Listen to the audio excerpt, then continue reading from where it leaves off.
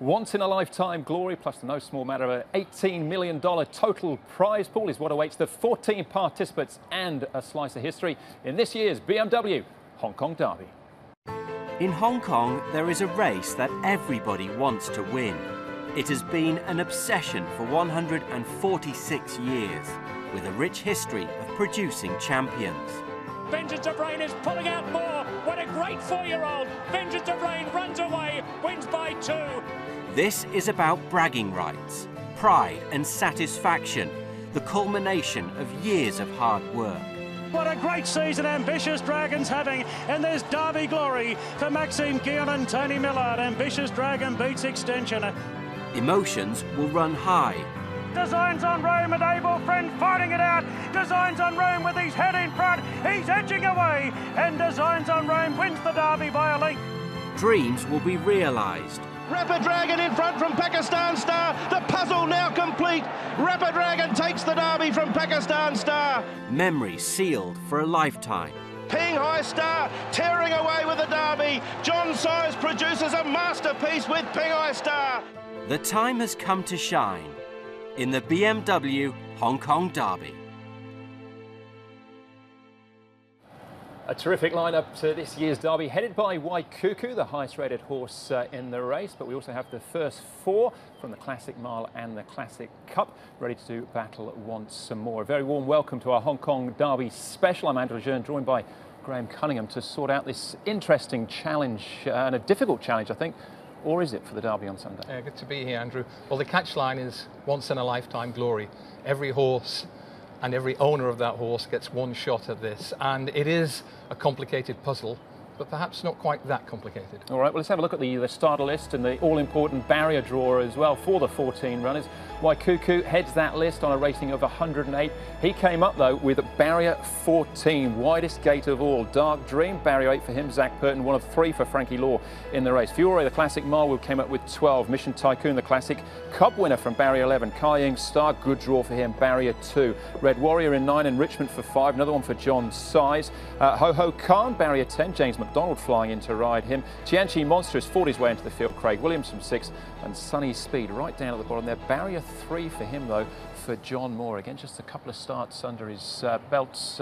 Graham, has the draw made that much difference, do you think, to what might be the end result? It always adds an extra layer of intrigue, but you've got to go to the data at times like this. Fei Fei and Ambitious Dragon both won from stall 14, Luga from 12, Designs on Rome from 10, Collection and Ping High Star from 9. So there's a very strong 10 towards the cream rising to the top in the Derby. And that cream comes here generally with a 3-figure racing as well. Ping High Star 103 last year.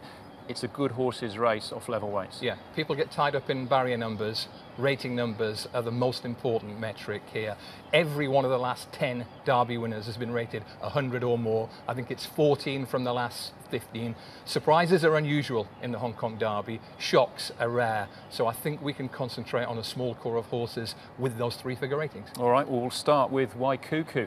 Of course, comes into the race as the highest rated horse in the race, but with a minor scare on the weekend. Let's hear from the trainer, John Size. John, 4 horses in the Derby. Let's start off with Waikuku. We got a press release saying that he had an issue leading into this weekend. Can you just explain what that issue was? Yeah, he had on Sunday morning he had a sore foot, and by the afternoon he seemed okay, and we've continued to make normal progress since then. So I think he'll be fine for the race. So it's nothing too serious then? I don't think so. I think he can gallop on it. How was his gallop this morning? Normal. It was just normal workout for him. There's nothing sort of special about it or different about it. It's just a normal work that he would usually do. Has his task become harder this morning by the barrier draw? Well, I think it depends on how it plays out. I mean, it could be worse or it could be better. It just depends on the setup of the race and how they run the race. So I'll look at it closely, and he's proven to be quite versatile in a race. He began from the outside last start very fast and then went back in the field. So, I mean, he's not a difficult horse to manoeuvre. So we'll just have to work around it. John Size, of course, already a 3-time Derby winner. Doesn't seem too perturbed about it. He's left 4, he was reshot, he's galloped. Everything looks all right for the weekend. I hope so.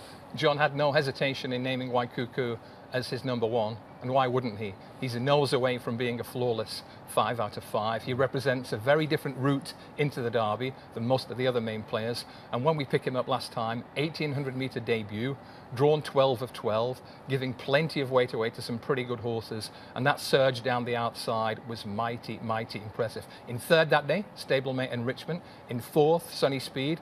Good performances, but bear in mind, those 2 horses, Enrichment and Sunny Speed, were getting £9 and £15 from Waikuku. Very difficult to envisage them reversing the form. Very easy to envisage Waikuku going very close indeed. From barrier 14, though, tactics-wise, I assume they'll try and do a Ping High Star, basically, and drop in and just bring him late. I think so. They will hope that the pace is strong. That's no guarantee, but I don't think he's one-dimensional, this horse. And the cream does rise to the top in this race, and he, on ratings, is the cream. He got a really good gallop last time, which gave him the chance to show the full range of his abilities. The question now is, can the rest come up to his level or better? All right, well, the rest, in some extent, is headed by Frankie Law's team of 3. He's taken the first 2 legs of the Classic series already. Ed Sadler caught up with Frankie and his son, Locklaw. Great to have you here both. I'll start off with you, Frankie. Yes. What you've done over the last 18 months in your training career has been phenomenal, but take us back to the beginning. How did you first get into horse racing? I think I worked for the club for a long, long time, 38 years. You don't look that old, Frankie. Yes, I'm 53 now. How did it all start off with? Why did you want to work for the club and in racing in the first place? Yeah, I think I joined in the club in 1981. At that time, as apprentice jockeys, and then started riding for the race, and until 1995, I just because not too much support, so I need to change my post to be a trainer's assistant at that time, until now. You learned from the likes of John Size, John Moore, both different trainers, both hugely successful. What did you learn from those 2 trainers? I think they have a different style.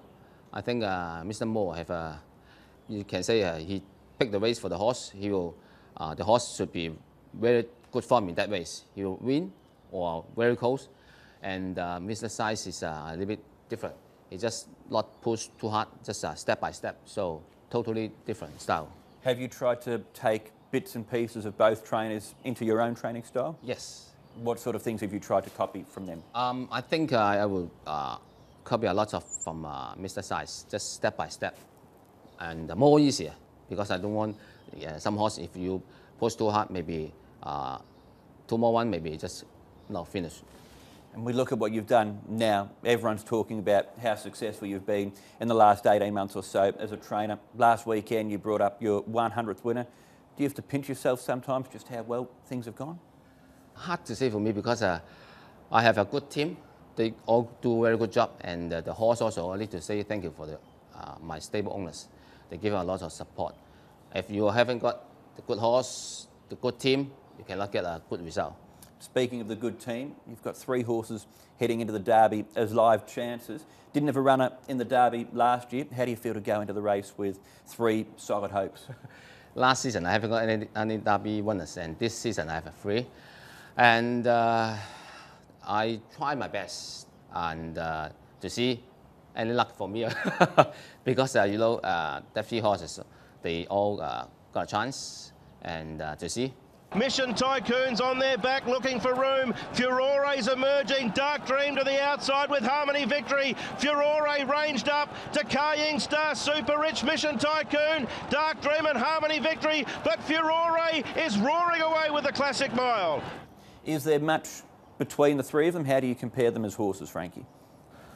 For me, it's Riel, and then Dark Dream should be a bit better, because 2,000 for them is no problem. And the other horse may be still not 100%.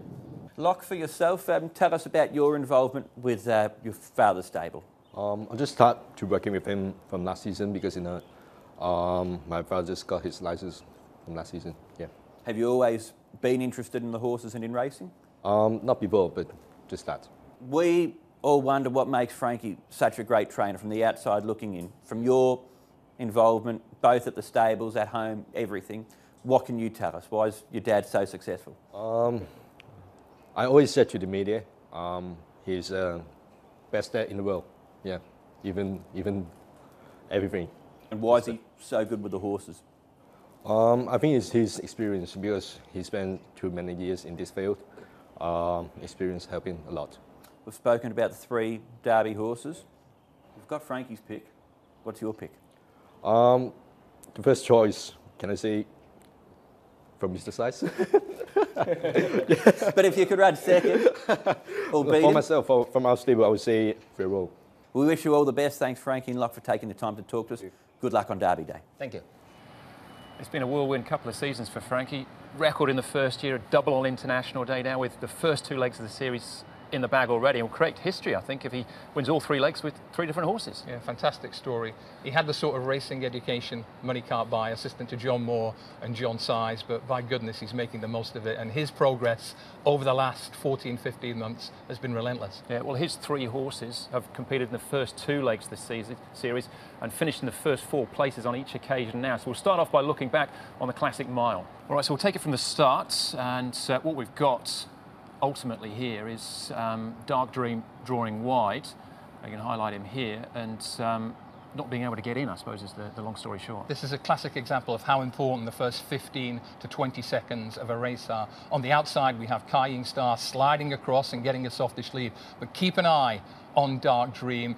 He's like a rush hour driver trying to change lanes and completely unable to do so. Have a look at Sylvester de Souza's head. It's on a swivel for the next 4 or 5 seconds. He's desperately trying to get in, but it's a big race. No favours asked, none given. He doesn't get any favours. Dark Dream ends up with a major excuse for this performance. He had a torrid trip. By contrast, Kai Star and Mission Tycoon just behind him had nice soft trips, and Furore also had a pretty smooth run, and he compromised a few others, as we'll see right now. Yeah, as Kai Star got across Mission Tycoon this time, it doesn't happen in the Cup, but this is where the incident happens with Furore. Looking for room, he needed it, he got it, but he had to make it himself. Hugh Bowman fashioned a gap, shall we say, and in doing so, bang, bang, bang, bang, bang, 5 or 6 horses, and right on the end of the chain of dominoes, a Harmony Victory, Right of Picture, and Dark Dream. It's very difficult to win a Classic Mile with a trip like that. Cut to the chase, Furore quickens up really well. The impressive thing, yes, he harmed a few others' chances, but he ran home very quickly. 22.25 seconds, the hallmark of a very good horse. Mission Tycoon, though, was a little bit held up for a few strides there on the inside and went round at huge odds, and then did again next time out as well. So are we underestimating his chances? Can he fool us for a 3rd time? 204 to 1, I think, in the Classic Mile. Only 91 to 1 in the Classic Cup. He is an improving horse. My question mark about him, Andrew, he has had the favours in both those races. Those races gave certain horses a chance to shine. Mission Tycoon was one of them. And those 2 races worked against a few horses. I could be wrong. I'm prepared to be wrong. I think he might be slightly flattered compared to some. But Furore did look like a class act there in the mile, didn't he? He did, and for the 2nd time in a row, when we come to the Classic Cup, he ran the fastest closing sectional. All right, we're going to have a look at that now. Let's take a look at the Classic Cup and how that unfolded as well. Let's pick them up early, and you can see that this time Furore is drawn pretty high in the hoops, and he switches right across. Dark Dream this time gets a better position, but he doesn't get a stronger gallop to run at. There is Mission Tycoon, very, very cute ride from Derek Lang. He kept him slightly away from the main body for the most part, and then I think the only word is he just floated across. He wasn't pressured, and he was able to get across from that high draw and dictate the pace to suit himself. 2nd from right is Kai Star. He runs a really good race. I believe he needs a stronger gallop to show his best. But on this occasion, soft fractions, easy fractions for Mission Tycoon. Left of picture towards the rear in the Bumblebee hoops. Hugh Bowman on this occasion ends up in a very, very tricky tactical position. Helene leading star in the purple jacket as well. He's drawn barrier 13, so it's a tricky draw for him. But Mission Tycoon still out in front. A lot of people didn't think he'd get home. He clearly did. Dark Dream looked a little bit dour, I thought, here in the straight. Yes, I think he needs a true gallop to show his best. Horses like Dark Dream, horses like Furore are copper-bottomed, absolutely proven over 2,000 metres plus. Mission Tycoon isn't. We may be underestimating. Cut to the chase again. Mission Tycoon is still strong on the lead. Considering he had an easy time, he didn't run a fast closing fractional. Have a look on the outside. Too little, too late for Furore. Galloping on strongly into fourth. Carrying Stark third. Dark Dream second. It's hey lads, hey this weekend. I don't think it'll be the same finishing order over a longer trip, especially if we get a stronger pace. 6 of the last 7 derbies have been won by someone called John Moore or John Sides. Richard Gibson was the last man to break that with Akid Mafid, who went up for a very short price favour. But he's got Gold Chest, who bounced back a little bit last time out. Yeah, he's a horse with plenty of ability, plenty of potential, but it might be more medium-term potential than short-term potential. He's still lightly raced, this horse, only had a couple of runs in England, just a small number of runs here, ran pretty well last time. I spoke to Richard today. His fear is that this race might come a couple of months too soon for Gold Chest, and I get that. What about some of the other horses? Sunny Speed, we saw in that race again, has run well after that. Ho Ho Khan was closing off quite strongly there, and Tianchi Monster's done nothing wrong, but at a lower level. A couple of those, especially Ho Ho Khan, Tianchi Monster, are strong stayers. The better the gallop, the better they are likely to run. But what's your feeling? I'm not sure we will get a very strong gallop. It looks like the same horses to set the same sort of pace, i.e. Mission Tycoon and Carrying Star. Well, that's it. If Mission Tycoon gets out and they leave him alone, then he's not going to go at breakneck speed. It's not in his best interest. If they leave him alone, then it might turn into something of a sit and sprint. Carrying Star's the interesting one, because if he sits on a soft pace, he'll run well, but he will be out sprinted. I think we've seen that more than once, but he's got a ton of stamina in his pedigree. I think he's the horse who could roll out and set a true gallop and keep on rolling and outrun his price, and it would be a brilliant story for Vincent Ho to win the BMW Hong Kong Derby. It certainly would be. It's been a long time since we've had a local jockey win the Derby. As far as settling on a winner then, at the end of the day, there was a big price winner in 1999. But since then, it's been a favourites race. The biggest price winner since then was Paul O'Sullivan's Vital King, who was a 10-to-1 shot about 10 or 12 years ago. It tells you to concentrate on the proven performance. Waikuku could be a real star, and I don't want to knock him in any way. But the most impressive trial I've seen was the Classic Mile. When I saw Furore quick and clear, I was mighty impressed. I can easily excuse him his latest defeat in the Classic Cup. He's proven over 2,000 metres. I'm not too concerned about the draw with Hugh Bowman aboard. It's Furore for me. All right, class is the key then as far as the Derby is concerned, and Furore certainly has plenty of that. As far as the coverage is concerned this weekend, we'll kick off Trackside Live at 12:30. The first race is a great card on Sunday as well, is at 1 o'clock. Racing to Win, where we'll look at myself, Brett Davis and Paul Alley, the entire programme. That'll be available on the website from Saturday evening. HKJC as well for the live cast of the Derby, which is race number 8 on the programme. Was the BMW Hong Kong Derby ambassador Donnie Yen once said, "The force is with me, and I am with the force." Hopefully it is with you as well on Sunday, Graham. Yeah, and if Yoda was here, I'm sure he'd say, a marvellous race it will be. I'm sure it will be. That's the show. Thanks for watching. Hopefully we can count on your company again through the media channels on Sunday, where the BMW Hong Kong champion will be crowned.